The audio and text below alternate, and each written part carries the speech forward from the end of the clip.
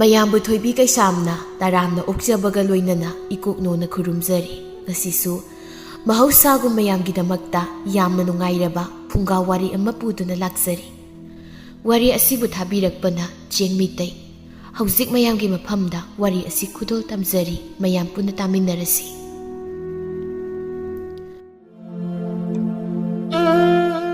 ꯃꯃꯥꯡꯉꯩ ꯃꯇꯝ ꯑꯃꯒꯤ ꯋꯥꯔꯤꯅꯤ ꯂꯩꯕꯥꯛ ꯑꯃꯒꯤ ꯈꯨꯜ ꯑꯅꯧꯕ ꯍꯥꯏꯔꯒ ꯈꯪꯅꯕ ꯈꯨꯡꯒꯪ ꯑꯃꯗ ꯂꯩꯕꯥꯛ ꯂꯩ ꯀꯧꯕꯤ ꯃꯧ ꯑꯃ ꯂꯩꯔꯝꯃꯤ ꯂꯩꯕꯥꯛ ꯂꯩꯒꯤ ꯆꯍꯤ 5ꯇ ꯉꯥꯏꯔꯤꯕꯤ ꯃꯆꯥꯅꯨꯄꯤ ꯑꯃꯁꯨ ꯂꯩꯔꯝꯃꯤ ꯃꯆꯥꯅꯨꯄꯤ ꯑꯗꯨꯒꯤ ꯃꯃꯤꯡꯅ ꯊꯕꯥ ꯍꯥꯏꯅ ꯀꯧꯔꯝꯃꯤ ꯑꯗꯨꯕꯨ ꯂꯩꯕꯥꯛ ꯂꯩ ꯃꯈꯥ ꯇꯥꯅ ꯑꯉꯥꯡ ꯌꯥꯎꯗꯕꯅ ꯃꯀꯨ ꯃꯅꯦꯝꯅ ꯌꯥꯝ ꯊꯤꯅ ꯇꯧꯕꯤꯔꯝꯃꯤ ꯅꯣꯡꯃꯗꯤ ꯃꯅꯦꯝ ꯃꯀꯨꯅ ꯁꯤꯟꯗꯨꯅ ꯂꯩꯕꯥꯛ ꯂꯩꯒꯤ ꯃꯄꯨꯔꯣꯏꯕ ꯃꯪꯂꯦꯝꯆꯥꯎꯗꯨ ꯅꯨꯄꯤ ꯑꯇꯣꯝꯕꯤ ꯃꯌꯨꯝꯗ ꯄꯨꯗꯨꯅ ꯂꯥꯛꯈꯤ ꯃꯅꯦꯝꯕꯣꯛꯅ ꯂꯩꯕꯥꯛ ꯂꯩ ꯇꯥꯕ꯭ꯔꯥ ꯑꯩꯅ ꯀꯧꯔꯤꯁꯦ ꯀꯩ ꯍꯥꯏꯒꯦ ꯃꯥ ꯅꯃꯥ ꯅꯆꯥꯅꯦ ꯉꯁꯤꯗꯒꯤ ꯁꯤꯒꯤ ꯀꯥꯁꯤꯗ ꯇꯨꯝꯕ ꯌꯥꯔꯣꯏ ꯀꯣ ꯂꯩꯕꯁꯨ ꯌꯥꯔꯣꯏ ꯇꯨ ꯃꯃꯥꯡ ꯁꯪꯒꯣꯏꯗꯅꯦ ꯕꯣꯔꯥꯔ ꯐꯛꯂ ꯀꯩꯅꯣ ꯇꯧꯔꯒ ꯈꯥꯖꯤꯜꯂꯒ ꯂꯩꯔꯨꯔꯣ ꯀꯔꯤꯒꯤꯅꯣ ꯏꯃꯥ ꯏꯆꯥꯕꯨ ꯃꯃꯥꯡ ꯁꯪꯒꯣꯏꯁꯤꯗ ꯂꯩꯅꯕ ꯍꯥꯏꯕꯤꯔꯤꯕꯁꯤꯕꯣ ꯑꯣ ꯉꯁꯤꯗꯒꯤꯅꯦ ꯁꯤꯒꯤ ꯀꯥꯁꯦ ꯃꯤ ꯑꯃꯅ ꯂꯩꯗꯧꯔꯕ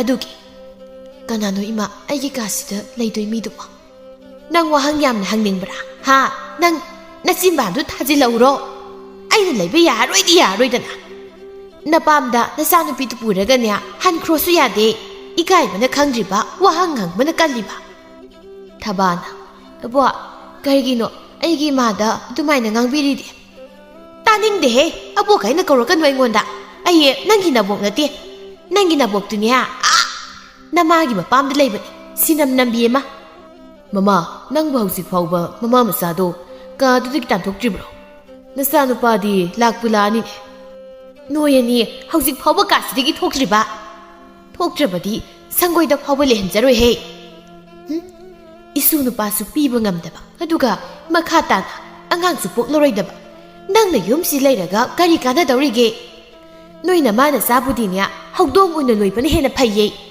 이마 아복나 그기노 아코이니부 티나 떠이시보 헤이 야레 옌닝드레 깝게수냐 나마나사 상고이 마시스데 까부로 아두가냐 아송기 까실다디 아이나 후이 꾸나나바 와이테 톡라가 탐바니 마두다 나마나사 무 꾼실루니코 이마 바블라 키로이드라 바블라가 아복사 제හන්시과 이마기 타바 라오 상고이다 이마이사 무 레우르시 이마 상고이다 레이바 딸레 시다 좀 레이시 시다 레이바 야루이 시디 미헤 무 오이크리 이마이사기디 상고이다 무 오이레네 또 구두사세 마마이 하이도나 이바니 붕가리시 누시드라 누시에 이마 아두디 아코이 훔상고이다 분나 레니코 이마 레르도이니 라오 이마 tumpham siengke nangnya kutusaga sanaraga leyuko hoi ma kutusa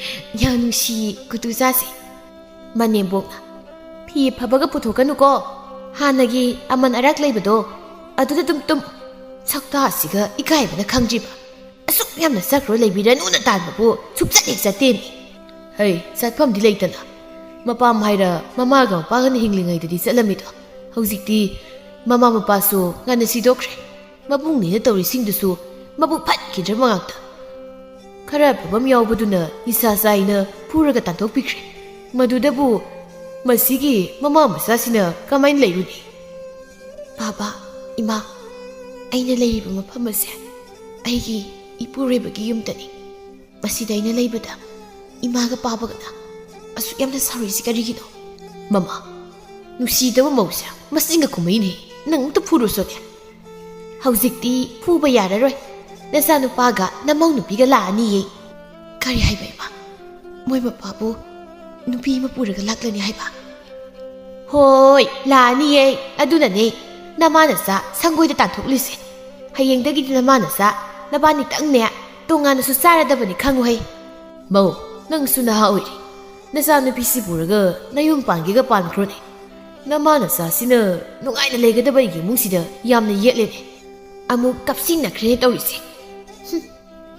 khadrak na marol ama hairiba kadai dagi tarakle pino khangdi zoro ite taye mama ꯅꯆꯥꯅꯨꯄꯥ ꯂꯥꯛꯑ ꯃꯥꯜꯂꯦ ꯂꯥꯛꯏꯅꯦ ꯏꯃꯧꯁꯨ ꯌꯥꯎꯔꯦꯅꯦ ꯂꯥꯛꯑꯣ ꯂꯥꯛꯑꯣ ꯏꯀꯥꯏꯒꯅꯨ ꯏꯃꯧꯁꯤꯗꯤ ꯃꯅꯦꯝꯕꯣꯛꯅ ꯂꯩꯕꯥꯛ ꯂꯩꯌꯥ ꯀꯞꯀꯦꯁꯨ ꯅꯆꯥꯅꯨꯄꯤꯁꯤ ꯄꯨꯔꯒꯅꯦ ꯁꯪꯒꯣꯏ ꯃꯅꯤꯡꯗ ꯀꯞꯄꯨꯔ ꯆꯠꯂꯣ ꯅꯠꯇ꯭ꯔꯗꯤꯅꯦ ꯅꯃꯥ ꯅꯆꯥ ꯐꯨꯖꯔꯛꯁꯅꯤꯀꯣ ꯃꯪꯂꯦꯝꯖꯥꯎ ꯏꯃꯧꯁꯦ ꯏꯃꯨꯡꯗ ꯄꯨꯁꯤꯜꯂꯨꯅꯦ ꯏꯃꯥ ꯂꯩꯕꯥꯛ ꯂꯩꯒ ꯉꯥꯡꯒꯗꯤ ꯁꯪꯒꯣꯏꯗ ꯂꯩꯔꯨꯔꯒꯦ ꯍꯥꯏꯗꯨꯅ ꯆꯠꯈ꯭ꯔꯕꯅꯤ 이모기 밍도 까리 하이바 이마디 깎톡크레네 아헨비 거우버니 마 아헨비 거우에바 파제이 밍얌 파제이 마얌다기 이엔헬레 아헨비나 이마 마판다 누피마가 안강아마가 갑두니 옌글베시보 망렘자오 낭부 이모시다 까림타 하이지보 하이르버니 마 아이나 하나 하이버도 아기 누피마가 이사 누피마가 레인 오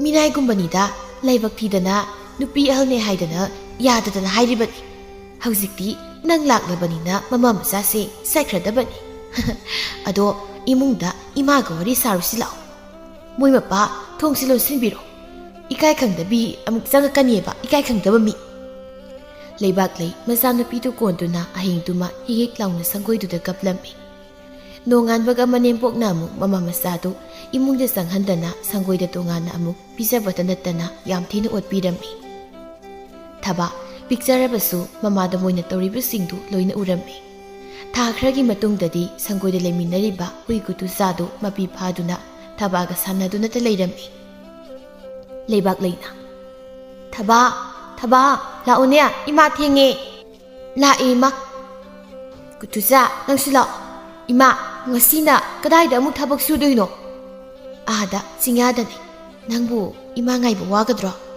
waro ima kutu saga ima ngai mina duini hoi lao khar kana sasi dudi manembokna huise moi mama sa lerakpado mangai re ne aina di huran ba sang ko phana ba loiraga mama masa gi oina lerakpa ga chama na khre ne huise yon thok pra sa thok pra ma tawdi yari dawri a hen bina ima bu hui sabro ihe mawa nang oire sadeda ai hui sade sum haibani maine sababu kalezaga matum manga taruk khakdani ima hui sade ado mawa hui thongmagi mahi thakpagi khu hausidine as ado nangbu hui sadabranya ima aidi ngadi hena sadi adu pharabani ima sunya ngadagi hena sadeda ado ima ai wam tangjagini इमा होई पाबो होइना लेबाक लेगा थाबागसे असुक यामना थीना तौबिरिसे करिगिनो मोयनिदी यामना फाबसु माले इस नंग याम पंगिको माव नबुक मपाउसु यामना फै आइदौना अदुनाने ममा मसासे नंगना फना उरिदो सुम लेरगा खंगलकनी कयाम फत्तगेदो फत्तबदुनबु नुपा पोक्तबिदा नुपी होइना पोक्लकलिबनी इमा नुपी खोइना युम पालबा मतुंगदा नुपी पोपुसे यामना फत्तबा मौ हाइबदो ओइब्रा करी खुमदुइनो माइसिरे असीमदी आइसु हाना खलौद्रेने कइदोरे इमाना तुमिना मुक लेरदि करीगुम्बा आइगी पुकनुंगदा यारिबा इसासिसु नुपी ओइरमलबदि आइबुसु इसेदा नुसिबिद्रिबा सुमाइना नुसिरोइदौरिरो अदोइरदि नुपी ओइबि इखोइसे यामना तोलि कोइबा करीनो नंनो nganगलि वा मयामदुबो नंगना मिनाइ नुपीसिगा चांगदमनबा याब्रो 누비 오이러수냐 마가난가 얌खे네고 이마 타박 로실루게고 이스 후망가 로이 강이냐 아도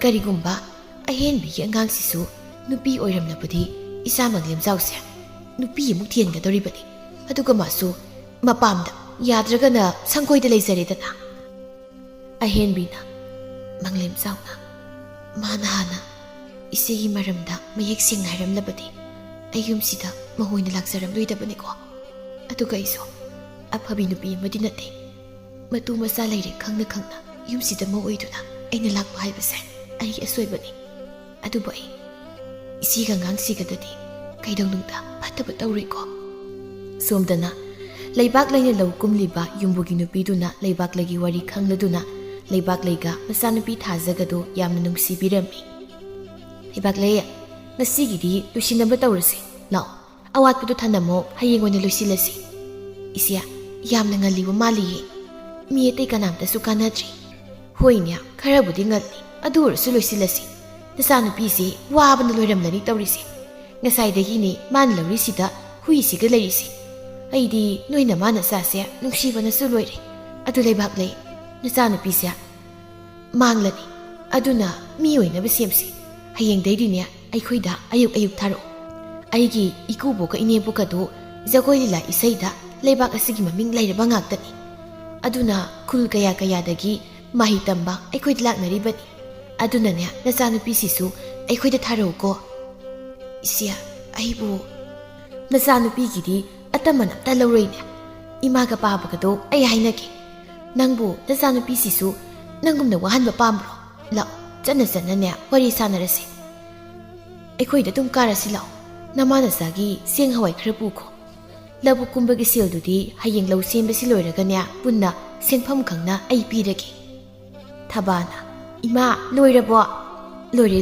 ꯌꯨꯝꯗ ꯀꯥꯔꯗꯧꯅꯤ ꯀꯨꯇꯨꯆꯥ ꯂꯥꯎ ꯌꯨꯝꯗ ꯀꯥꯔꯁꯤ ꯂꯩꯕꯥꯛ ꯂꯩꯗꯨ ꯌꯨꯝꯕꯨꯗꯒꯤ ꯆꯦꯡ ꯍꯋꯥꯏ ꯈꯔ ꯐꯤꯗ ꯌꯣꯝꯗꯨꯅ ꯌꯨꯝꯗ ꯃꯆꯥꯅꯨꯄꯤ ꯊꯕꯥꯒ ꯍꯜꯂꯛꯂꯝꯃꯤ ꯏꯃꯥ ꯑꯩ ꯍꯌꯦꯡꯗꯒꯤ ꯍꯧꯖꯤꯛꯀꯤ ꯌꯨꯝꯗꯨꯗ ꯖꯒꯣꯏ ꯏꯁꯩ ꯇꯝꯕ ꯆꯠꯇꯣꯏꯔꯣ ꯍꯣꯏ ꯆꯠꯂꯗꯕꯅꯤ ꯅꯪꯕꯨ ꯆꯠꯅꯤꯡꯗꯕ꯭ꯔꯅꯦ ꯆꯠꯅꯤꯡꯉꯤ ꯏꯃꯥ ꯑꯩꯗꯤꯅꯦ ꯏꯁꯩ ꯁꯛꯄ ꯖꯒꯣꯏ ꯁꯥꯕ ꯌꯥꯝ ꯄꯥꯝꯃꯤ ꯑꯗꯣ ꯏꯃꯥ ꯑꯩ ꯆꯥꯛ ꯂꯥꯝꯃꯤ ꯌꯨꯝ ꯌꯧꯕꯒꯅꯦ ꯏꯃꯥꯅ ꯊꯣꯡꯂꯗꯣꯏꯅꯤ ꯉꯁꯤꯗꯤ ꯉꯥ ꯌꯥꯏꯕꯁꯨ ꯃꯌꯥꯝ ꯄꯤꯔꯛꯏꯁꯤ ꯎꯔꯤꯗꯅ ꯁꯤꯒ ꯍꯥꯎꯅ ꯆꯥꯔꯒ ꯇꯨꯝꯂꯨꯀꯣ ꯍꯣꯏ ꯏꯃꯥ 이마수 짝짝가 tumsiko 이마수 ꯃꯌꯥꯝ ꯋꯥꯔꯝꯃꯅꯤꯕ ꯍꯣꯏ ꯍꯟꯗꯤ ꯍꯜꯂꯛꯂ ꯃꯥꯜꯂꯤꯗꯅ ꯑꯩꯗꯤ ꯑꯩꯒꯤ ꯍꯨꯏꯁꯦ ꯃꯃꯥ ꯃꯆꯥꯅ ꯌꯣꯟꯗꯤ ꯌꯣꯟꯊꯣꯛꯂꯝꯗ꯭ꯔꯦꯗꯅꯁꯦ ꯂꯩꯕꯥꯛ ꯂꯩꯌꯥ ꯀꯔꯤꯒꯤꯅꯣ ꯅꯣꯏꯅ ꯃꯥꯅ ꯆꯥꯁꯤꯅ ꯑꯩꯒꯤ ꯍꯨꯏꯁꯦ ꯍꯦꯛ ꯄꯨꯔꯒ ꯆꯠꯂꯤꯁꯦ ꯍꯥ 이마 ꯁꯨꯝ 이내ꯔꯛꯄꯗꯨꯗ ꯄꯨꯕꯅꯤ ꯁꯨꯝ ꯄꯨꯕꯗꯒꯤ ꯇꯥꯟꯖꯥ ꯐꯪꯕꯗ ꯌꯣꯟꯊꯣꯛꯀꯦꯅ ꯈꯜꯂꯤ ꯑꯣꯏꯔꯝꯅꯤꯅꯦ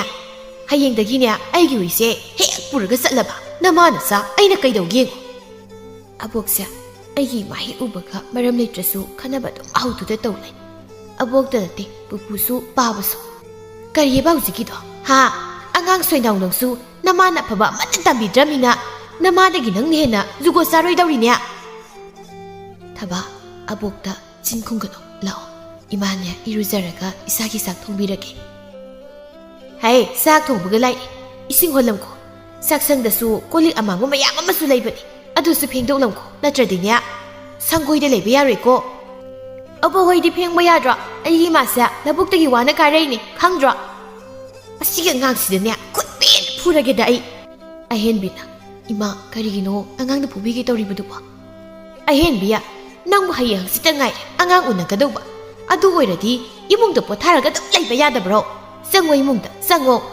ꯃꯪꯂꯦꯝꯖꯥꯎ ꯍꯜꯂꯛꯂꯕꯗꯤꯅꯦ ꯑꯃꯨꯛ ꯆꯩꯕꯤꯔꯅꯤ ꯑꯗꯨꯒꯅꯦ ꯂꯩꯕꯥꯛ ꯂꯩ ꯏꯁꯤꯡ ꯑꯍꯣꯟꯕꯒ ꯀꯣꯟ ꯐꯦꯡꯕꯒ ꯀꯥꯎꯅꯤꯀꯣ ꯑꯍꯦꯟꯕꯤꯅ ꯀꯔꯤꯒꯤ ꯀꯣꯟꯅꯣ ꯀꯔꯤꯒꯤ ꯏꯁꯤꯡꯅꯣ ꯏꯃꯥ ꯏꯆꯦꯅ ꯑꯁꯨꯛ ꯋꯥꯅ ꯂꯧꯕꯨꯛꯇꯩ ꯀꯥꯔꯛꯂꯤꯕꯁꯤꯗ ꯏꯃꯥ ꯍꯣꯏꯅ ꯉꯁꯥꯏ ꯑꯌꯨꯛ ꯆꯥꯕꯒꯤ ꯀꯣꯜꯂꯤꯛꯇꯣ ꯐꯦꯡꯍꯟꯒꯦ ꯍꯥꯏꯔꯤꯔꯣ ꯐꯦꯡꯕ ꯇꯥꯕꯅꯤꯅꯦ ꯃꯥꯁꯨ ꯌꯨꯝꯁꯤꯒꯤ ꯃꯧ ꯑꯃꯅꯤꯅꯦ ꯑꯗꯨ ꯑꯣꯏꯔꯒꯅ ꯏꯆꯦꯒ ꯉꯥꯡꯒꯁꯦ ꯉꯁꯤꯗꯒꯤ ꯑꯩꯈꯣꯏꯒ ꯄꯨꯟꯅ ꯆꯥꯃꯤꯟꯅꯕ ꯇꯥꯕ मधुदी करीगे मधु यादे मौ ला कोंदो आई फेंगलगे मसीगी मौसिसु नुपीगा पोगलाबा नंगसु लेबाक ले सारे हे नंगसु अदो मागिदी मपाम यामना लिंगबनिना पाक हेक्तदी यादो मांदेने से इसेसे वाबना लोरमलनी अदो इसेबु चेंग कई गादे लेरिब्रो लेरि असेंग बरो इचे लेतदे पिरकनु तो हौजिकता युबुना चेंग हवाई मयाम पिबिरे अदो इसेगी अवत अपा लेरसु अइगोंदा कोइदन दम हाइबिरउको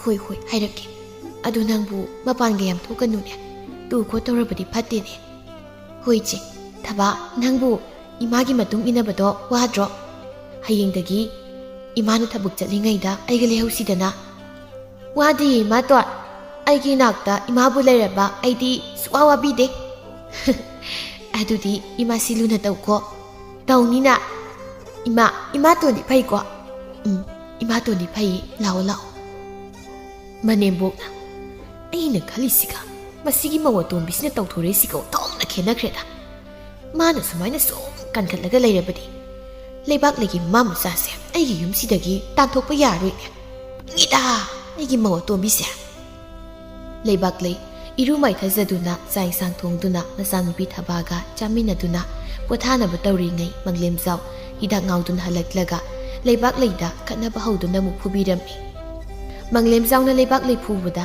ahenbi khangdanaba haiduna manembok makubokana ahenbibu koisen senarami. Adubu leibak lei nonganbaga thababuna yumbugida thilamlaga labukta mukumki. Tha amagi matungdadi ahenbi masanupa ama phangjarami.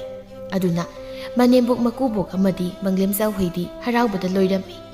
Tha khragi matungdadi manembokna Manglem zau laune imaga wari sasine. Kari wari noima. Leibak leisibu karamaina tawse haibano. Mani umsida sum leidana. Leikagi miyamda imai sasu napasu kanamtan nusidrene. Ma leibak leise anam yam kalini. Phanasu phure phanasu ta adubu sukjasati. Sibu hatladra khangdeni. Aduga mana lamang nupi henbisa kari mahi tawduna semjingkrabanu khangdeni. Ahenbina leibak leiga thabagabo imungsida pusilawon haibada angla amdrabni. Adunani aina nanga wari tana sena kaurisi. Aduga nasanupi thajase kanadano jagoi isai tamlinena tigi chalise chalhangano. Hayengnya sauraklaganya mathom sareko atai lairi huisia amukta yongera hatkira tawsi. Masi aingonda he sike tawrei. Aingonda sunima hanadi kem taramdabani. Hausikti leibak leidaga phuge tarubada thabadagane khara ngangluraba siktawgine mayaki gatana ita chongsilai. Masi hatoklaga chathokpuna farani. Adudi khara thunanya halaga chathoknaba tawro. Aduga leibak leisi yam thuna tanthokisi. Natradinya thabasina yeng leisawi phakhrabadi magi adu adana mayam talakadoini ko.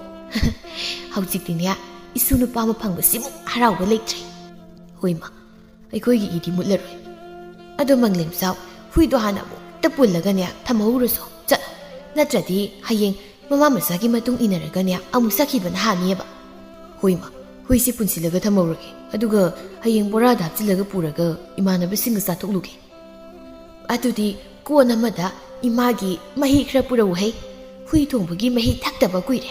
Aduganya mahi maraktuda maru yauhandabida matum yamdabidanya manga tarukta luphalau ko ahenbidagadi khangal langanba yadi hai.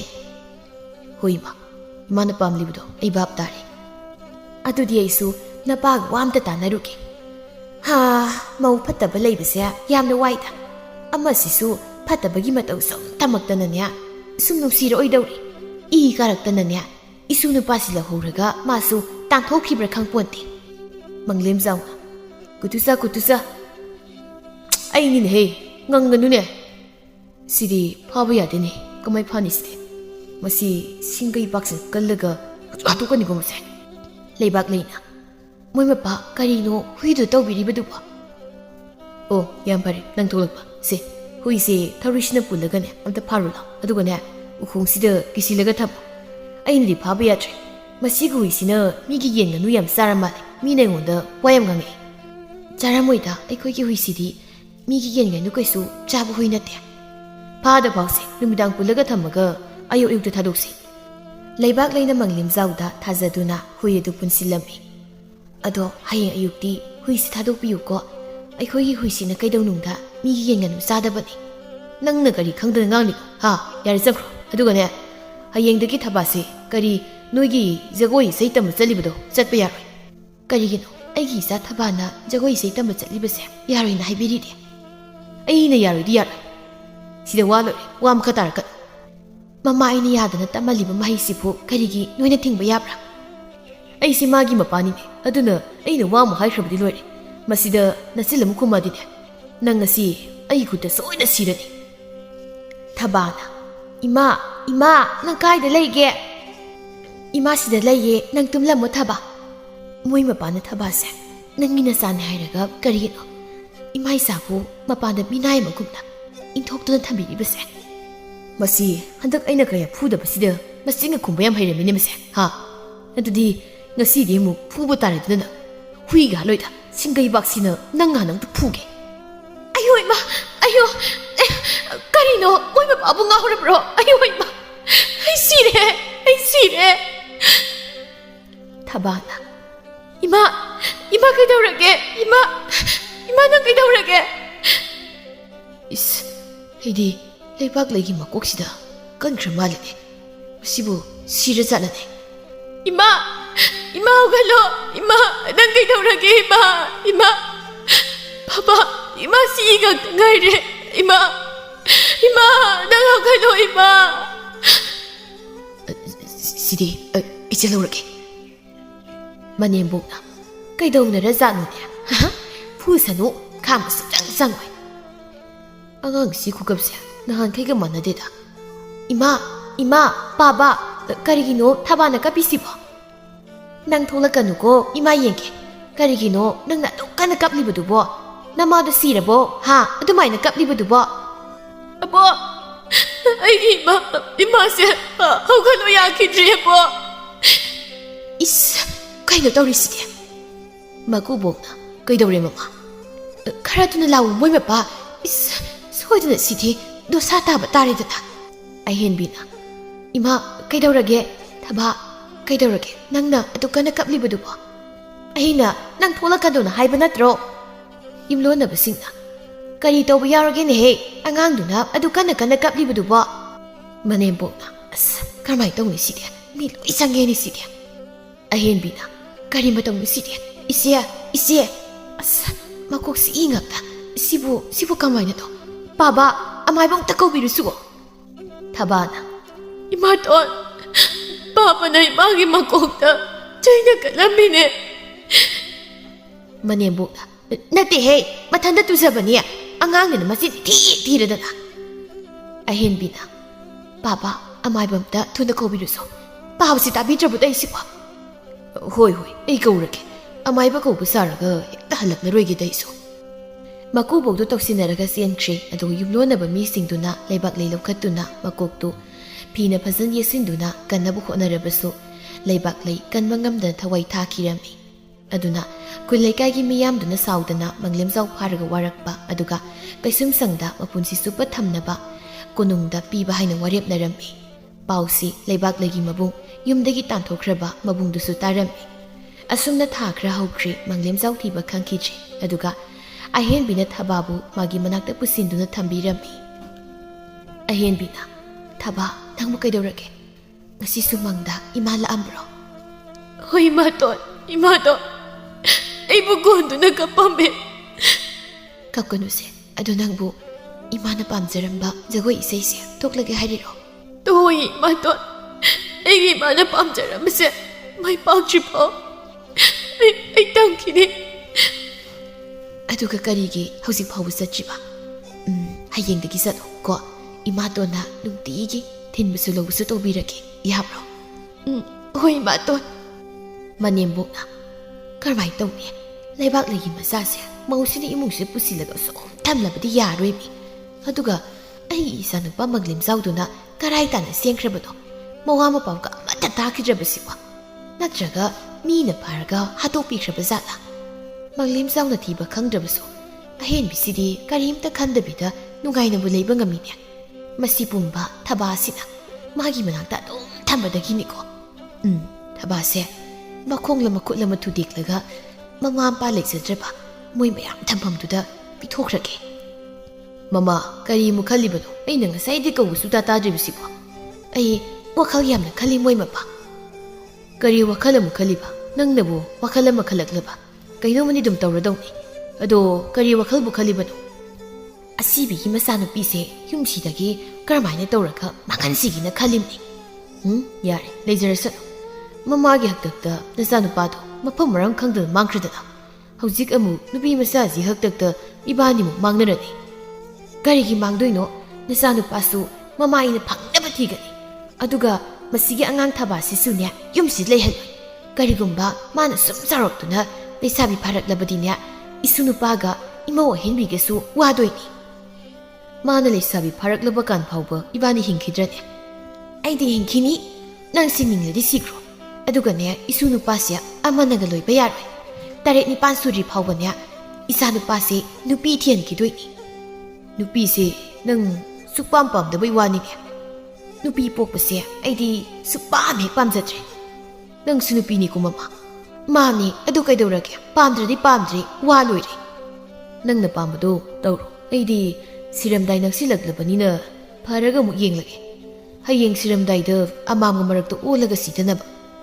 ꯅꯪꯗꯤ ꯄꯥꯡꯗꯕ ꯃꯤꯊꯤꯕꯣꯡ ꯑꯣꯏꯔꯕꯅꯤ ꯑꯗꯣ ꯑꯇꯩ ꯂꯩꯔꯤ ꯍꯨꯏꯁꯦ ꯑꯃꯨꯛꯇ ꯐꯥꯔꯒ ꯌꯣꯟꯊꯣꯛꯈꯤꯅꯕ ꯇꯧꯁꯤ ꯑꯩꯗꯤ ꯐꯥꯕ ꯉꯝꯂꯔꯣꯏ ꯃꯃꯥ ꯉꯝꯃꯣꯏ ꯅꯪꯗꯤ ꯉꯝꯃꯣꯏꯕ ꯅꯪꯁꯨ ꯀꯨꯏꯔꯒ ꯀꯩꯅꯣꯝ ꯁꯨꯝ ꯇꯧꯁꯤꯜꯂꯛꯏ ꯑꯩ ꯍꯧꯖꯤꯛ ꯆꯍꯤ ꯌꯥꯝꯁꯤꯜꯂꯛꯏ ꯍꯌꯦꯡ ꯍꯪꯆꯤꯠꯇ ꯉꯥꯏꯔꯦ ꯈ꯭ꯋꯥꯡ ꯀꯣꯜꯂꯛꯇꯅ ꯆꯠꯄ ꯉꯝꯂꯣꯏꯗꯧꯔꯤꯕ ꯑꯗꯨꯅꯅꯦ ꯁꯤꯔꯝꯗꯥꯏꯁꯤ ꯐꯥꯎꯕꯗꯤ ꯑꯐꯕ ꯈꯔ ꯇꯧꯔꯒ ꯅꯨꯡꯉꯥꯏꯅ ꯁꯤꯕ ꯌꯥꯕ꯭ꯔꯥ ꯌꯦꯡꯒꯦꯀꯣ ꯃꯃꯥ ꯑꯗꯨꯅ ꯅꯪꯁꯨ ꯐꯠꯇꯕꯒꯤ ꯋꯥꯈꯜꯗꯣ ꯊꯥꯗꯣꯛꯅꯕ ꯇꯧꯔꯣ ꯏꯁ ꯅꯪꯅ ꯍꯥꯟꯅ ꯐꯠꯇꯕ ꯇꯧꯈꯤ ꯃꯌꯥꯝꯗꯨꯕꯨ ꯀꯥꯎꯔꯕ꯭ꯔꯣ ꯍꯧꯖꯤꯛ ꯍꯦꯛꯇ ꯐꯔꯒ ꯍꯥꯟꯅ ꯐꯠꯇꯕ ꯇꯧꯈꯤꯕꯁꯤꯡꯗꯨꯒꯤ ꯃꯍꯩꯗꯣ ꯀꯣꯛꯂꯅꯤꯅ ꯈꯜꯂꯤꯔꯣ ꯌꯥꯔꯦ ꯇꯥꯅꯤꯡꯉꯛꯇ꯭ꯔꯦ ꯃꯃꯥꯅ ꯇꯥꯅꯤꯡꯗ꯭ꯔꯗꯤ ꯇꯣꯛꯑꯣ ꯑꯗꯣ ꯍꯨꯏꯗꯨꯗꯤ ꯐꯥꯕꯤꯔꯝꯃꯨꯀꯣ ꯃꯁꯤ ꯍꯨꯏꯁꯦ ꯑꯩꯅ ꯄꯨꯖꯔꯛꯇꯒ ꯑꯩꯉꯣꯟꯗ ꯑꯣꯏꯅ ꯑꯣꯟꯁꯤꯟꯗꯅ ꯁꯤꯛꯇꯧꯔꯤꯕ꯭ꯔꯥ ꯀꯩꯅꯣꯝ ꯇꯧꯔꯤꯌꯦ ꯑꯗꯨꯗꯤ ꯑꯩ ꯍꯧꯖꯤꯛ ꯀꯩꯗꯧꯁꯤꯒꯦ 이수 누빠부 ꯉꯥꯏꯍꯥꯛꯇ ꯂꯧꯔꯨꯈꯤꯒꯦꯗ ꯃꯧ ꯅꯪ ꯏꯃꯨꯡ ꯋꯥꯏꯔꯝ ꯂꯣꯏꯁꯤꯟꯕ ꯂꯣꯏꯔꯕ꯭ꯔꯣ ꯍꯣꯏ ꯏꯃꯥ ꯑꯗꯨꯗꯤ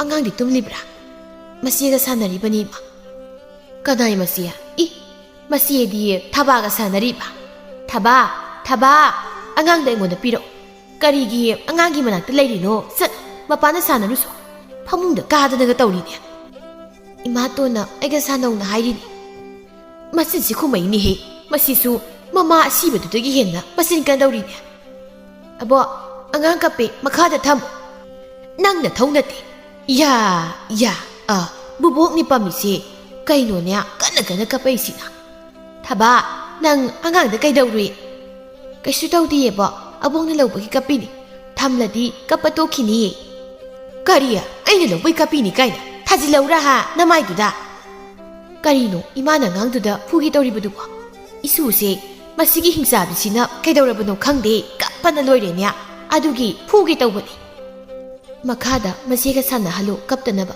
이마ꯅ ꯂꯧꯕꯩꯅꯦ ꯀꯞꯄꯤꯗꯣ ꯑꯣ ꯁꯦ ꯊꯝꯒꯦ ꯀꯞꯄ ꯐꯕ꯭ꯔꯥ ꯌꯦꯡꯉꯣ ꯇꯨ ꯀꯞꯄ ꯂꯦꯞꯈ꯭ꯔꯦ ꯏꯃꯥ ꯑꯃꯨꯛ ꯄꯝꯒꯦ ꯑꯃꯨꯛ ꯀꯞꯄꯤꯅꯦ ꯍꯥꯟꯅꯗꯤ ꯀꯞꯇꯕꯅꯤꯅꯦ ꯑꯉꯥꯡꯗꯣ ꯈꯔ ꯁꯤꯡꯉꯕꯅꯤ ꯏꯃꯥ ꯑꯗꯨꯒꯤꯅꯤ ꯀꯔꯤꯅꯣ ꯃꯧꯁꯤꯅ ꯍꯥꯏꯅꯤꯡꯂꯤꯁꯤꯅ ꯃꯁꯤ ꯄꯨꯝꯕ ꯃꯁꯤꯒꯤ ꯑꯁꯤꯕꯤꯒꯤ ꯃꯆꯥꯁꯤꯅꯅꯦ ꯏꯃꯨꯡꯁꯤꯗ ꯍꯦꯛ ꯂꯩꯕꯗꯒꯤꯅꯤ 이수 ꯅꯨꯄꯥꯁꯦ ꯑꯩꯅ ꯂꯧꯕ ꯌꯥꯔꯛꯇ꯭ꯔꯤꯕꯁꯦ ꯈꯪꯉꯤꯗꯅ ꯅꯪ ꯊꯕꯥ ꯑꯉꯥꯡꯒ ꯑꯗꯨꯝ ꯁꯥꯟꯅꯧꯀꯣ ꯏꯃꯥ ꯏꯃꯨꯡ ꯂꯣꯏꯁꯤꯜꯂꯒ ꯆꯥꯛ ꯊꯣꯡꯗꯣꯛꯄꯤꯔꯛꯂꯒꯦ ꯑꯗꯨꯒꯅꯦ ꯍꯌꯦꯡꯗꯤ ꯑꯕꯣꯛ ꯍꯣꯏꯗ ꯆꯥꯛ ꯆꯥꯕ ꯆꯠꯀꯗꯕꯅꯤ ꯅꯪꯕꯨ ꯍꯌꯦꯡ ꯅꯄꯥꯝꯗ ꯆꯠꯂꯨꯒꯦ ꯍꯥꯏꯔꯅꯦ ꯍꯣꯏ ꯏꯃꯥ ꯄꯥꯕꯗ ꯂꯥꯛꯑꯣꯅ ꯄꯥꯎ ꯍꯥꯏꯔꯝꯃꯤ ꯑꯗꯨꯗꯤ ꯑꯩꯈꯣꯏ ꯑꯍꯨꯝ ꯆꯠꯂꯅꯤꯅꯦ ꯍꯣꯏ ꯏꯃꯥ ꯑꯩꯈꯣꯏ ꯑꯍꯨꯝ ꯆꯠꯇꯣꯏꯅꯤ 이마가 빠ꯕꯒꯤ ꯆꯥꯛꯇꯣ ꯊꯣꯡꯂꯒ ꯑꯗꯨꯝ ꯆꯥꯎꯔꯣ ꯀꯩꯅꯣ ꯑꯩꯈꯣꯏ ꯑꯍꯨꯝ ꯍꯥꯏꯔꯤꯁꯦ ꯑꯩꯒ ꯅꯪꯒ 이수 ꯅꯨꯄꯥꯁꯤꯒ ꯅꯠꯇ꯭ꯔꯣ ꯅꯠꯇꯤꯌꯦ ꯑꯩꯒ 이사ꯅꯤꯁꯤꯒꯅꯤ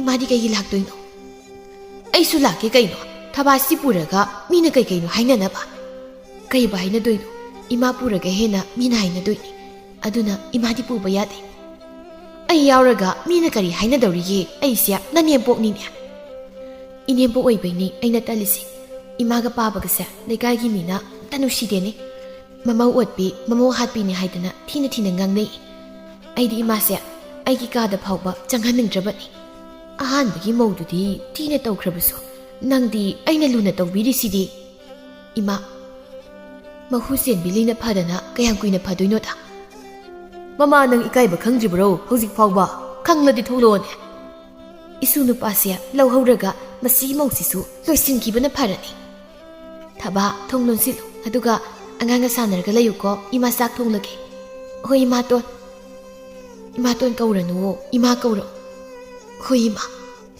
ꯊꯕꯥꯕꯨ ꯑꯍꯦꯟꯕꯤꯅ ꯍꯦꯛ ꯄꯣꯛꯄꯤꯕ ꯃꯆꯥꯒꯨꯝꯅ ꯁꯦꯟꯅꯕꯤꯕ ꯂꯨꯅ ꯇꯧꯕꯗꯨ ꯎꯔꯒ ꯂꯩꯕꯥꯛꯂꯩꯒꯤ ꯊꯋꯥꯏꯗꯨꯅ ꯌꯥꯝꯅ ꯍꯔꯥꯎꯖꯔꯝꯃꯤ ꯉꯁꯤꯒꯤ ꯅꯨꯃꯤꯗꯥꯡꯁꯤ ꯍꯧꯈ꯭ꯔꯦ ꯅꯣꯡꯉꯥꯟꯕꯒ ꯑꯍꯦꯟꯕꯤꯅ ꯊꯕꯥꯒ ꯃꯆꯥꯅꯨꯄꯥꯗꯨꯒ ꯐꯖꯅ ꯂꯣꯏꯁꯤꯟꯕꯤꯗꯨꯅ ꯃꯄꯥꯝꯗ ꯆꯠꯈꯤꯔꯝꯃꯤ ꯃꯣꯏꯅ ꯆꯠꯈꯤꯕꯗꯨ ꯎꯔꯒ ꯃꯅꯦꯝꯄꯣꯛꯇꯨ ꯃꯉꯣꯟꯗ ꯐꯝꯗꯨꯅ ꯏꯁꯧ ꯂꯥꯡꯗꯨꯅ ꯂꯩꯔꯝꯃꯤ ꯐꯔꯣꯏꯌꯦ ꯃꯁꯤꯒꯤ ꯃꯧꯁꯤꯁꯨ ꯂꯩꯕꯥꯛꯂꯩꯗꯒꯤ ꯃꯥꯅꯕꯨ ꯍꯦꯟꯅ ꯐꯔꯣꯏꯗꯧꯔꯤꯒꯦ ꯃꯄꯥꯝ ꯈꯔ ꯂꯤꯡꯕꯁꯤꯗ ꯑꯩꯉꯣꯟꯗ ꯃꯤ ꯎꯁꯤꯠꯇ꯭ꯔꯤ ꯏꯟꯁꯥꯡ ꯍꯥꯎꯕ ꯆꯥꯕ ꯆꯠꯄ ꯐꯪꯗ꯭ꯔꯦꯅ ꯏꯁꯧ ꯂꯥꯡꯉꯤꯔꯣ ꯃꯃꯥ ꯇꯥꯅꯤꯡꯗꯦ ꯅꯪꯁꯨ ꯁꯥꯎꯔꯤꯉꯩꯁꯤꯗ ꯂꯛꯅꯔꯛ ꯁꯥꯔꯤ ꯑꯄꯥꯏ ꯄꯨꯟꯅ ꯊꯣꯝꯃꯗꯤꯅꯦ ꯏꯋꯥ ꯏꯄꯨꯔꯣꯏꯕꯒ ꯄꯨꯡꯀꯥꯏ ꯀꯥꯏꯅꯤ ꯃꯃꯥ ꯃꯤ ꯀꯅꯥꯝꯇꯒ ꯂꯩꯇꯕꯁꯤꯗ ꯇꯞꯇꯥꯏ ꯐꯨꯔꯛꯀꯅꯤꯗ ꯆꯠ ꯆꯥꯛ ꯊꯣꯡꯗꯣꯛꯎꯔꯣ ꯑꯣ ꯉꯝꯗ꯭ꯔꯦ ꯅꯪ ꯊꯣꯡꯉꯨꯔꯣ ꯑꯩ ꯍꯨꯏ ꯐꯥꯈꯤꯗꯧꯔꯤꯕꯅꯤ ꯃꯣꯏ ꯂꯩꯇ꯭ꯔꯤꯉꯩꯗ ꯉꯁꯤꯗꯤ ꯍꯨꯏꯁꯤ ꯐꯥꯔꯒꯅꯦ ꯌꯣꯟꯊꯣꯛꯍꯧꯔꯗꯧꯅꯤ ꯃꯃꯥ ꯅꯪꯅ ꯐꯥꯕ ꯀꯩꯁꯨ ꯉꯝꯂꯣꯏꯅꯦ ꯀꯔꯤꯒꯤ ꯉꯝꯂꯣꯏꯗꯧꯔꯤꯕ ꯌꯦꯡꯉꯣ ꯑꯩ ꯍꯧꯖꯤꯛ ꯐꯥꯒꯦ ꯑꯩꯅ ꯐꯥꯔꯤꯉꯩꯗ ꯅꯪꯅꯅꯦ ꯆꯥꯛ ꯊꯣꯡꯂꯛꯀꯗꯧꯅꯤ ꯃꯁꯤꯒꯤ ꯅꯨꯄꯤꯁꯦ ꯃꯁꯤ ꯉꯥꯏ ꯂꯩꯔꯗꯤ ꯁꯣꯏꯗꯅ ꯆꯔꯥ ꯍꯦꯟꯕ ꯇꯥꯔꯦ ꯑꯗꯨꯅ ꯊꯣꯡꯗꯣꯛꯂꯨꯔꯒꯦ ꯑꯣ ꯑꯥꯗ ꯀꯨꯜꯂꯒ ꯂꯩꯔꯤꯗꯅ ꯀꯨꯇꯨ ꯀꯨꯇꯨ ꯀꯨꯇꯨ ꯀꯨꯇꯨꯁꯥ ꯂꯥ ꯂꯥ ꯂꯥ ꯂꯥ ꯃꯁꯤꯕꯨ ꯁꯤꯗꯒꯤ ꯎꯇꯨꯞꯁꯤꯅ ꯀꯨꯜꯂꯤꯉꯩꯁꯤꯗ ꯑꯗꯨꯝ ꯀꯜꯂꯒ ꯍꯥꯠꯂꯁꯤꯔꯅꯦ ꯑꯗꯨꯅꯕꯨ ꯐꯔꯅꯤ ꯍꯣꯏ ꯏꯃꯥ ꯁꯤꯔꯦ ꯁꯤꯔꯦ ꯃꯣꯏ ꯃꯄꯥ ꯏꯁ ꯃꯣꯏ ꯃꯄꯥ ꯑꯌꯣ ꯑꯌꯣ ꯑꯌꯣ ꯁꯤꯔꯦ ꯍꯨꯏꯅ ꯆꯤꯛꯑꯦꯅꯦ ꯑꯌꯣ ꯑꯁ ꯑꯌꯥ ꯑꯌꯥ ꯑꯩꯅ ꯁꯤ ꯊꯣꯛꯀꯅꯤꯁꯦ ꯍꯥꯟꯅꯗꯤ ꯈꯪꯗꯕꯅꯤ ꯑꯩ ꯆꯪꯂꯨꯔꯁꯨ ꯑꯩꯉꯣꯟꯗꯁꯨ ꯆꯤꯛꯂꯛꯇꯣꯏꯅꯤꯅꯦ ꯑꯁ ꯑꯩ ꯁꯤꯔꯦꯗꯅ ꯇꯧꯔꯤꯁꯤꯅꯦ ꯀꯔꯤꯒꯤꯅꯣ ꯃꯣꯏ ꯃꯄꯥꯅ ꯆꯪꯉꯛꯇꯕꯤꯗ ꯑꯗꯨꯗ ꯐꯝꯂꯒ ꯌꯦꯡ ꯂꯩꯔꯤꯗꯨꯕꯣ ꯍꯨꯏꯅ ꯆꯤꯛꯑꯦꯅꯦ ꯑꯩꯉꯣꯟꯗꯁꯨ ꯆꯤꯛꯂꯛꯀꯅꯤꯅ ꯍꯩ ꯍꯨꯏ ꯆꯤꯛꯈ꯭ꯔꯦ ꯂꯥꯛꯑꯣ ꯑꯃꯨꯛꯇ ꯑꯃꯥꯏꯕꯒꯤ ꯃꯅꯥꯛꯇ ꯄꯨꯕꯤꯔꯣ ꯂꯥꯛꯑꯣ ꯑꯁ ꯃꯐꯝ 4-5ꯗ ꯆꯤꯛꯈ꯭ꯔꯦꯃꯤ ꯍꯣꯏ ꯏꯃꯥ ꯑꯁ ꯏ ꯂꯣꯏꯅ ꯊꯣꯛꯑꯦꯃꯤ ꯅꯪ ꯌꯨꯝꯗ ꯂꯩꯔꯝꯃꯨꯁꯦ ꯑꯩ ꯑꯃꯥꯏꯕ ꯀꯧꯔꯨꯒꯦ ꯅꯪ ꯄꯨꯔꯒ ꯆꯠꯄꯗꯣ ꯑꯩ ꯉꯝꯂꯔꯣꯏꯕ ꯈꯔ ꯊꯨꯅ ꯀꯧꯕꯤꯔꯛꯎ ꯑꯩ ꯅꯥꯕꯅ ꯌꯥꯗ꯭ꯔꯕꯅꯤ ꯃꯀꯨꯕꯣꯛꯇꯨꯅ ꯑꯃꯥꯏꯕ ꯀꯧꯗꯨꯅ ꯃꯥꯒꯤ ꯅꯨꯄꯤ ꯍꯨꯏꯅ ꯆꯤꯛꯄꯗꯨ ꯂꯥꯌꯦꯡꯗꯨꯅ ꯍꯤꯗꯥꯛ ꯀꯩꯀꯥ ꯄꯤꯊꯛꯂꯝꯂꯒ ꯆꯠꯈ꯭ꯔꯦ ꯅꯨꯃꯤꯗꯥꯡ ꯋꯥꯏꯔꯝ ꯑꯣꯏꯕꯒ ꯑꯍꯦꯟꯕꯤꯒꯤ ꯃꯄꯥꯝꯒꯤ ꯃꯤ ꯊꯥꯔꯛꯇꯨꯅ ꯑꯍꯦꯟꯕꯤ ꯃꯇꯝ ꯈꯔꯗꯤ ꯑꯥꯗ ꯂꯩꯔꯅꯤ ꯂꯥꯛꯂꯔꯣꯏ ꯍꯥꯏꯅ ꯄꯥꯎ ꯄꯤꯔꯝꯃꯤ ꯆꯌꯣꯜ ꯑꯃꯒꯤ ꯃꯇꯨꯡꯗꯗꯤ ꯃꯅꯦꯝꯄꯣꯛꯇꯨ ꯑꯃꯥꯏꯕꯅ ꯐꯅ ꯂꯥꯌꯦꯡꯂꯕꯁꯨ ꯐꯠꯇ꯭ꯔꯦ ꯑꯗꯨꯅ ꯃꯅꯦꯝꯄꯣꯛꯇꯨ ꯍꯨꯏꯒꯨꯝꯅ ꯉꯥꯎꯗꯨꯅ ꯈꯣꯡꯕ ꯈꯣꯠꯄ ꯃꯤ ꯎꯕ ꯌꯥꯗꯕ ꯁꯤꯛꯇꯧꯒꯤ ꯆꯣꯡꯁꯤꯟꯕ ꯇꯧꯔꯛꯄꯗꯒꯤ ꯃꯥꯏ ꯅꯨꯄꯥꯅ ꯁꯪꯒꯣꯏꯒꯤ ꯀꯥꯆꯤꯟꯗ ꯈꯥꯖꯤꯟꯗꯨꯅ ꯃꯥꯒꯤ ꯅꯨꯄꯤꯗꯨ ꯄꯨꯜꯂꯒ ꯊꯝꯂꯝꯃꯤ ꯃꯧꯁꯨ ꯑꯃꯨꯛ ꯍꯟꯅ ꯂꯥꯛꯇꯧ ꯃꯥꯟꯗ꯭ꯔꯦ ꯑꯗꯨꯅ ꯏꯇꯨ ꯑꯉꯥꯎꯕꯤꯁꯦ ꯑꯩꯅ ꯁꯦꯟꯅꯕꯒꯤ ꯃꯑꯣꯡꯅꯤꯅꯦ ꯃꯁꯤ ꯄꯨꯝꯕ ꯑꯩꯈꯣꯏꯅ ꯇꯧꯖꯔꯨꯕ ꯐꯠꯇꯕꯁꯤꯡ ꯑꯗꯨꯒꯤ ꯂꯥꯏꯅ ꯄꯤꯔꯛꯄ ꯃꯍꯩꯅꯤꯀꯣ ꯃꯥꯅ ꯍꯧꯖꯤꯛ ꯍꯨꯏꯗꯧꯅ ꯉꯥꯎꯗꯨꯅ ꯄꯨꯜꯂꯒ ꯊꯝꯂꯤꯕꯁꯦ ꯏꯃꯧ ꯅꯨꯄꯤ ꯂꯩꯕꯥꯛ ꯂꯩꯅ ꯂꯩꯔꯝꯕ ꯁꯪꯒꯣꯏꯒꯤ ꯀꯥꯆꯤꯜꯗꯨꯅꯦꯕ ꯀꯅꯥ ꯀꯅꯥꯅꯣ ꯊꯣꯡꯒꯥꯜ ꯆꯪꯉꯩꯁꯤꯅ ꯅꯨꯄꯥ ꯑꯃꯅ ꯁꯤꯕꯨ ꯗꯣꯅꯣꯒꯤ ꯌꯨꯝꯂꯣ ꯃꯥꯅꯤꯅꯦ ꯀꯔꯤ ꯍꯥꯏꯒꯗꯕꯅꯣ ꯁꯣꯝꯒꯤ ꯏꯆꯥꯅꯨꯄꯥ ꯃꯥꯡꯈꯤꯕꯗꯨ ꯐꯪꯕꯤꯔꯕ꯭ꯔꯥ ꯐꯪꯗ꯭ꯔꯤꯅꯦ ꯏꯕꯨꯡꯉꯣ ꯑꯗꯨꯗꯤ ꯂꯩꯀꯪ ꯄꯥꯠꯇ ꯃꯃꯥꯡꯒꯤ ꯄꯥꯠꯇꯣ ꯑꯗꯨꯗ ꯑꯁꯤꯕ ꯑꯃꯒꯤ ꯍꯛꯆꯥꯡ ꯐꯪꯕ ꯑꯗꯨꯏꯗꯣ ꯁꯣꯝꯒꯤ ꯏꯆꯥꯅꯨꯄꯥꯗꯨꯔꯅ ꯑꯃꯨꯛꯇ ꯌꯦꯡꯕꯤꯔꯣ ꯂꯥꯛꯑꯣ ꯍꯥꯏꯗꯅ ꯀꯧꯕ ꯂꯥꯛꯆꯕꯅꯤ ꯈꯨꯕꯤ ꯅꯥꯝꯃꯁꯨ ꯌꯥꯎꯗ ꯃꯥꯜꯂꯤ ꯑꯁꯤꯕꯗꯣ ꯑꯣꯏ ꯊꯥꯡꯕ ꯈꯨꯠꯀꯤꯔꯥ ꯃꯥꯅꯤꯅꯦ ꯑꯣ ꯁꯣꯏꯗꯅ ꯑꯣꯏꯔꯝꯂꯅꯤ ꯃꯥꯗꯤ ꯏꯔꯣꯏꯕ ꯍꯩꯕꯗꯥꯏꯅꯦ ꯑꯗꯨꯒ ꯏꯁꯤꯡꯗ ꯀꯔꯝꯍꯥꯏꯅ ꯇꯧꯗꯨꯅ ꯁꯤꯔꯝꯂꯤꯕꯅꯣꯅꯦ ꯃꯥ ꯏꯁꯤꯡꯗ ꯇꯥꯔꯒ ꯁꯤꯕ ꯅꯠꯇꯦ ꯃꯤꯅ ꯇꯝꯊꯤꯅ ꯍꯥꯠꯂꯒ ꯏꯁꯤꯡꯗ ꯊꯥꯗꯔꯝꯕ ꯑꯣꯏꯗꯣꯏꯅꯤ ꯑꯗꯨꯗꯤ ꯑꯍꯜꯅ ꯆꯠꯂꯒ ꯑꯃꯨꯛꯇ ꯌꯦꯡꯕꯤꯔꯨꯁꯤ ꯂꯥꯛꯑꯣ ꯂꯝꯁꯤ ꯁꯤꯔꯕꯅꯤ ꯅꯆꯥ ꯅꯨꯄꯥꯗꯣ ꯑꯩꯕꯨ ꯃꯁꯤꯒꯤ ꯅꯨꯄꯥꯁꯦ ꯍꯥꯟꯅ ꯎꯈ꯭ꯔꯒꯨꯝ ꯇꯧꯏꯗ ꯑꯗꯨꯒ ꯃꯥꯅ ꯑꯁꯨꯛ ꯌꯥꯝꯅ ꯍꯔꯥꯎꯅ ꯆꯠꯈ꯭ꯔꯤꯕꯁꯤꯅ ꯀꯔꯤꯒꯤꯅꯣ ꯑꯁꯦꯡꯕꯗꯤ ꯍꯧꯖꯤꯛ ꯂꯥꯛꯂꯝꯂꯤꯕ ꯅꯨꯄꯥꯗꯨ ꯂꯩꯕꯥꯛꯂꯒꯤ ꯃꯕꯨꯡ ꯌꯨꯝꯗꯒꯤ ꯅꯤꯁꯥ ꯆꯥꯏ ꯍꯥꯏꯗꯨꯅ ꯇꯥꯟꯊꯣꯛꯄꯤꯈ꯭ꯔꯕ ꯃꯕꯨꯡꯗꯨꯅꯤ ꯃꯥꯅ ꯃꯥꯒꯂꯦꯝꯖꯥꯎꯕꯨ ꯀꯣꯏꯊꯤ ꯊꯤꯗꯨꯅ ꯃꯆꯟꯅꯨꯄꯤ ꯍꯥꯠꯄꯒꯤ ꯂꯃꯟ ꯈꯨꯝꯗꯨꯅ ꯌꯥꯝ ꯇꯝꯊꯤꯅ ꯍꯥꯠꯂꯒ ꯏꯁꯤꯡꯗ ꯊꯥꯗꯔꯝꯕꯅꯤ ꯊꯥ ꯈꯔ ꯍꯧꯈ꯭ꯔꯦ ꯑꯍꯦꯟꯕꯤ ꯃꯆꯥ ꯑꯅꯤꯗꯨꯒ ꯃꯄꯥꯝꯗ ꯑꯗꯨꯝ ꯂꯩꯈ꯭ꯔꯦ ꯑꯗꯨꯒ ꯃꯅꯦꯝꯄꯣꯛꯇꯤ ꯍꯨꯏꯗꯧꯅ ꯉꯥꯎꯗꯨꯅ ꯄꯨꯜꯂꯒ ꯁꯪꯒꯣꯏꯗ ꯑꯗꯨꯝ ꯊꯝꯗꯨꯅ ꯃꯀꯨꯕꯣꯛꯅ ꯁꯦꯟꯅꯔꯝꯃꯤ ꯑꯗꯨꯕꯨ ꯃꯅꯦꯝꯕꯣꯛꯁꯨ ꯅꯣꯡꯃ ꯄꯨꯜꯂꯤꯕ ꯊꯧꯔꯤꯗꯨꯅ ꯂꯥꯛꯍꯠꯇꯨꯅ ꯁꯤꯗꯨꯅ ꯂꯩꯔꯝꯈꯤ ꯃꯅꯦꯝꯕꯣꯛꯀꯤ ꯐꯤꯕꯝ ꯀꯥꯏꯔꯕ ꯃꯤꯁꯤꯗꯨ ꯎꯔꯨꯕꯗꯒꯤ ꯃꯀꯨꯕꯣꯛꯁꯨ ꯉꯥꯎꯔꯤ ꯐꯩꯔꯤ ꯇꯧꯗꯨꯅ ꯑꯗꯨꯃꯛ ꯂꯩꯈ꯭ꯔꯦ ꯆꯍꯤ ꯈꯔꯒꯤ ꯃꯇꯨꯡꯗꯗꯤ ꯊꯕꯥꯜ ꯂꯩꯁꯥꯕꯤ ꯐꯥꯔꯤ ꯖꯒꯣꯏ ꯏꯁꯩꯗ ꯃꯤꯅ ꯃꯁꯛ ꯈꯪꯕꯤ ꯑꯃ ꯍꯥꯏꯕꯗꯨ ꯑꯣꯏꯔꯦ ꯑꯗꯨꯕꯨ ꯉꯁꯤꯁꯨ ꯊꯕꯥꯜꯅ ꯃꯥꯏ ꯄꯥꯛꯄꯒꯤ ꯍꯔꯥꯎꯕ ꯃꯃꯥꯕꯨ ꯅꯤꯡꯁꯤꯡꯗꯨꯅ ꯀꯞꯆꯕꯗꯨ ꯃꯃꯥ ꯂꯩꯕꯥꯛꯂꯒꯤ ꯊꯋꯥꯏꯅ ꯉꯁꯤꯁꯨ ꯎꯗꯨꯅ ꯃꯆꯥꯒꯤ ꯃꯥꯏ ꯄꯥꯛꯄꯗ ꯍꯔꯥꯎꯖꯔꯝꯃꯤ ꯃꯆꯥꯅ ꯀꯞꯄꯗ ꯃꯄꯤ ꯇꯩꯊꯣꯛꯄꯤꯗꯨꯅ ꯃꯆꯥꯅꯨꯄꯤꯕꯨ ꯁꯦꯟꯅꯗꯨꯅ ꯂꯩꯈꯤꯔꯝꯃꯤ